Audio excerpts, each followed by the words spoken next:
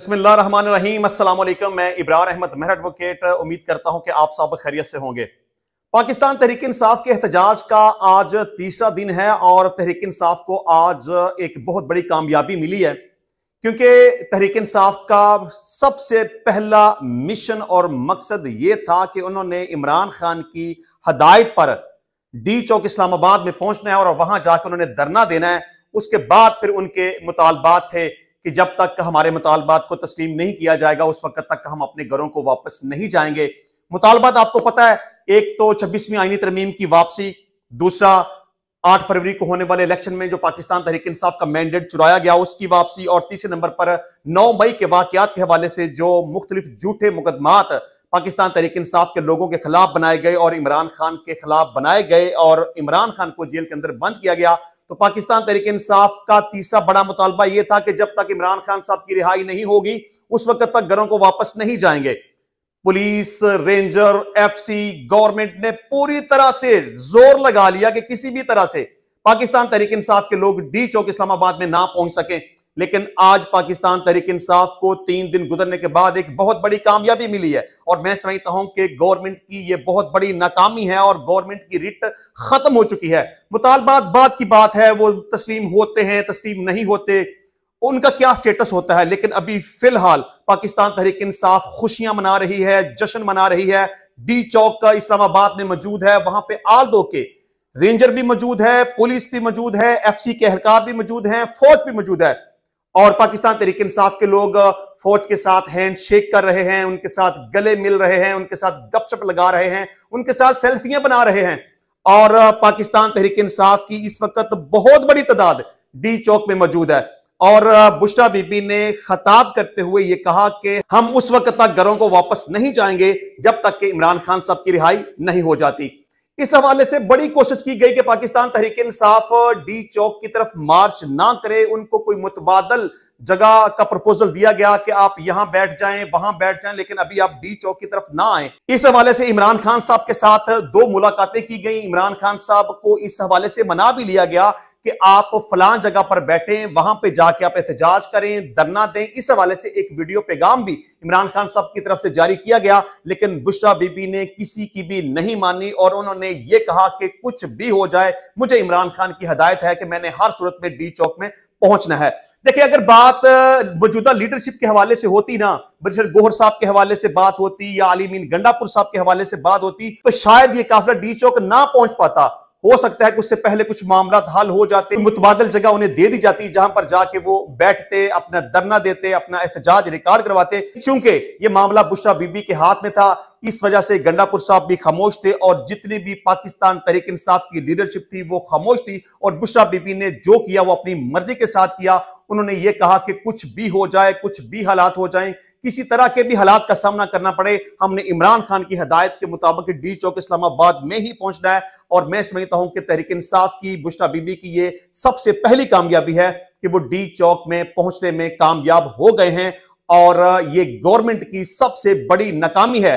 Government ने कौन कौन से हथकंडे इस्तेमाल नहीं किए, पूरे पाकिस्तान को बंद कर दिया, दफा 144 का नफाज कर दिया, डीसी से परमिशन लेने के लिए गए तो वहां से इनकार हो गया, पटिशन हाई कोर्ट इस्लामाबाद में फाइल की गई तो वहां से हाई कोर्ट ने हुक्म जारी किया कि पाकिस्तान तहरीक इंसाफ को एहतजाज की इजाजत नहीं दी जा सकती। पंजाब के अंदर भी दफा 144, इस्लामाबाद के अंदर भी दफा 144 है, लेकिन इसके बावजूद भी गवर्नमेंट को जितनी बुरी तरह से शिकस्त का सामना करना पड़ा ये उनके लिए बाइसे शर्म और नदामत वाली बात होनी चाहिए।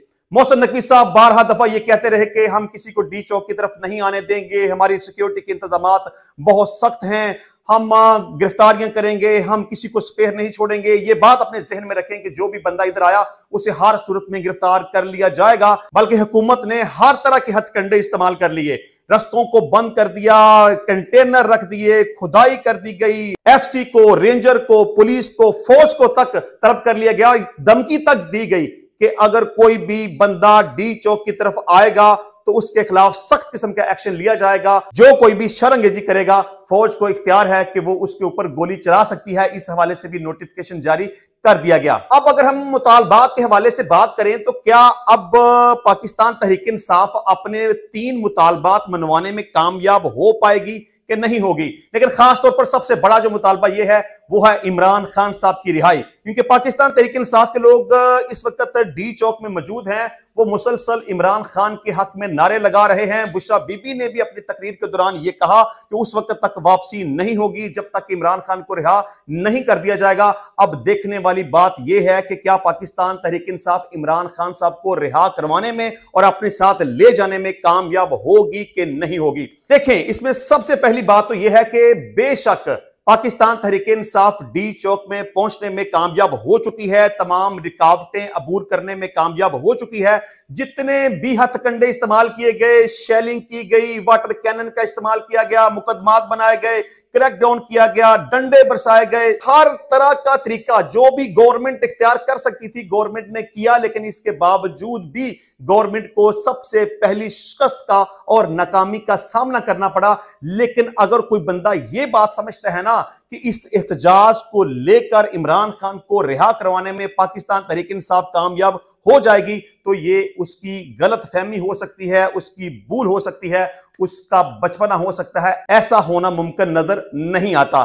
देखें, हुकूमत रुकावटें तो खड़ी कर सकती है, कंटेनर तो खड़ा कर सकती है, धमकियां तो दे सकती है और कोशिश तो कर सकती है कि किसी भी तरीके से यह एहतजाज कामयाब ना हो। लेकिन हुकूमत कभी भी एहतजाज करने वालों के ऊपर गोलियां नहीं चलाएगी। लेकिन अगर कोई बंदा यह समझ ले कि इस तरह करने से इमरान खान साहब की रिहाई हो जाएगी, तो मैं समझता हूं कि ऐसा बिल्कुल भी मुमकिन नहीं है।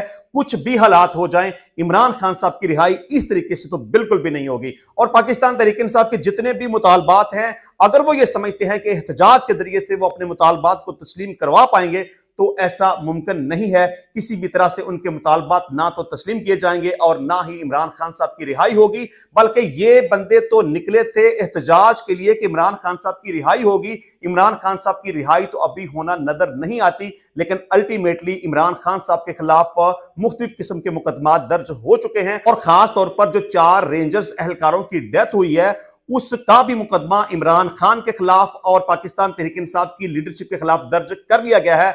यानी कि इमरान खान को रिहा करवाने के लिए निकले थे। रिहाई का तो फिलहाल कोई माहौल नजर नहीं आ रहा, लेकिन इमरान खान के खिलाफ मजीद मुकदमात दर्ज कर लिए गए हैं। इसके अलावा आज 190 मिलियन पाउंड और तोशाखाना 2 वाले केस की भी समाअत होनी थी, लेकिन समाअत नहीं हो सकी। आपको पता है कि 190 मिलियन पाउंड केस में बुशरा बीबी के नाकाबिले जमानत वारंट गिरफ्तारी जारी किए गए थे और नैब को हुक्म दिया गया था कि बुशरा बीबी को गिरफ्तार करके अदालत के अंदर हाजिर किया जाए, क्योंकि वो गुज़िश्ता तकरीबन 8 तारीख पेशियों पर अदालत में हाजिर नहीं हुई थी और आज एक दफा फिर से वो अदालत में हाजिर नहीं हुई। बहरहाल इस केस को एडजर्न कर दिया गया है और एक दफा फिर से बुशरा बीबी के नाकाबिले जमानत वारंट जारी कर दिए गए हैं।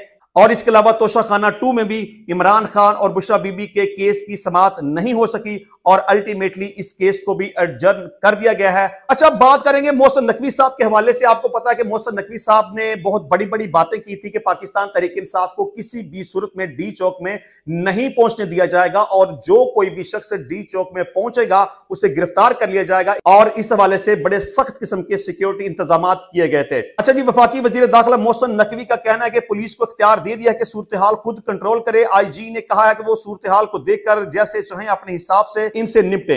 पीटीआई को कंट्रोल करने वाले खुफिया हाथ का एजेंडा पाकिस्तान नहीं है। इस्लामाबाद में मीडिया से गुफ्तगू करते हुए उन्होंने कहा कि पीटीआई का कंट्रोल खुफिया लीडरशिप के हाथों में है। फसाद की जड़ तो खुफिया हाथ है। पीटीआई की लीडरशिप तो बातचीत करना चाहती थी, खुफिया लीडरशिप सारे फैसले कर रही है। हुकूमत किसी सूरत जानी नुकसान नहीं चाहती। बेलारूस के सदर इस वक्त यहां से 1 किलोमीटर की दूरी पर हैं। इनसे कहा है कि डी चौक ना जाएं, कोई और मुतबादल जगह ले लें। रात को भी बताया था कि हमने इनको संगजानी की जगह ऑफर की थी। उन्होंने 2 बार सीज फायर करके कहा कि हम संगजानी की तरफ जा रहे हैं। वो मुज़ाकरात करते हैं और वक्त का भी तयन करते हैं। इनकी लीडरशिप से पूछ लें, क्या संगजानी का फैसला नहीं हुआ? उनकी एक खुफिया लीडरशिप सारा कंट्रोल कर रही है, बाकी सारी जीरो है। पीटीआई को कंट्रोल करने वाला खुफिया हाथ सब पर भारी है। इनके पीछे जो खुफिया हाथ है वो कामयाब नहीं होगा। प्रेस कॉन्फ्रेंस करते हुए वफाकी वजीर दाखिला मोहसिन नकवी का कहना था कि हमारी कोशिश थी कि इस्लामाबाद की सड़कों पर कोई तमाशा ना लगे। उन्होंने कहा कि गोली का जवाब गोली से देना बहुत आसान है। आंसू गैस के इस्तेमाल से मुल्क की बदनामी होती है और गुज़िश्ता रोज 3 रेंजर्स और 1 पुलिस एहलकार जाँ बहक हुए। उन्होंने कहा कि पीटीआई की पूरी लीडरशिप खून खराबा नहीं चाहती। और गुज़िश्ता रोज उनसे मुज़ाकरात में तय हो गया था कि वो संगजानी के मकाम पर एहतजाज करेंगे, ताहम उनके पीछे एक खुफिया हाथ है जो हालात खराब कर रहा है। उन्होंने अपने 3 से 4 काफिले लाकर जोड़े हैं। उनका मेन काफिला एक ही था जो खैबर पख्तूनख्वा से आया था। ये सारे खैबर पख्तूनख्वा से आए हुए हैं, पंजाब से कोई नहीं आया। जो आए हुए हैं उनके बैकग्राउंड हमने चेक करवा लिए हैं। उन्होंने कहा कि श्रीनगर हाईवे पर रेंजर्स और पुलिस के जवानों पर शरपसंदों के हमले की मजम्मत करते हुए कहा कि हमले में मुलव्वस तमाम शरपसंदों को कानून की गिरफ्त में लाया जाएगा। वजीर दाखिला ने रेंजर्स और पुलिस के जख्मी जवानों को इलाज मुआवजे की बेहतरीन सहूलतें फराहम करने की हदायत की है। रेंजर्स के शहीद जवानों की कुर्बानी को रायगान नहीं जाने देंगे। हमला आवरों को कानून के कटहरे में खड़ा करेंगे। रेंजर्स के शहीद जवानों को कौम सलाम पेश करती है। शहीद जवानों ने फर्ज की अदायगी के दौरान जाने कुर्बान की, शुहदा के खानदानों के साथ खड़े हैं और हमेशा खड़े रहेंगे। अब यहां पर मैं इस बात को समझ नहीं पाया कि मोहसिन नकवी साहब किस खुफिया हाथ के बारे में बात कर रहे हैं। अच्छा जी, इसके अलावा इस्लामाबाद में फौज तलब कर ली गई। शरपसंदों को देखते ही गोली मारने का हुक्म दिया गया। आर्टिकल 245 के तहत इस्लामाबाद में पाक फौज को बुलाया गया। आर्मी को किसी भी इलाके में अमन व अमान की सूरत हाल बरकरार रखने के लिए कर्फ्यू लगाने के इख्तियारात भी तफवीज किए गए हैं और इस हवाले से भी नोटिफिकेशन जारी किया गया है। ये खास तौर पर इस वजह से किया था क्योंकि पुलिस के 2 जवान हलाक हो चुके हैं और शरपसंदों ने रेंजर्स के एहलकारों के ऊपर गाड़ी चढ़ा दी, जिसके नतीजे में 4 रेंजर्स के एहलकार भी हलाक हो गए और तकरीबन 100 से ज्यादा पुलिस कांस्टेबलान जख्मी हो गए हैं। इस वजह से आर्टिकल 245 के तहत फौज को इख्तियार तफवीज किए गए हैं कि वो शरपसंद अनासर को देखें तो उन्हें गोली मारने का उनके पास इख्तियार मौजूद है और इस हवाले से बाकायदा तौर पर नोटिफिकेशन भी जारी कर दिया गया है। अच्छा जी, इसके अलावा श्रीनगर हाईवे पर पीटीआई के एहतजाज के दौरान शरपसंदों ने गाड़ी रेंजर्स एहलकारों पर चढ़ा दी, जिसमें 4 रेंजर्स एहलकार शहीद हो गए, 5 रेंजर्स और 2 पुलिस के जवान शदीद जख्मी हो गए।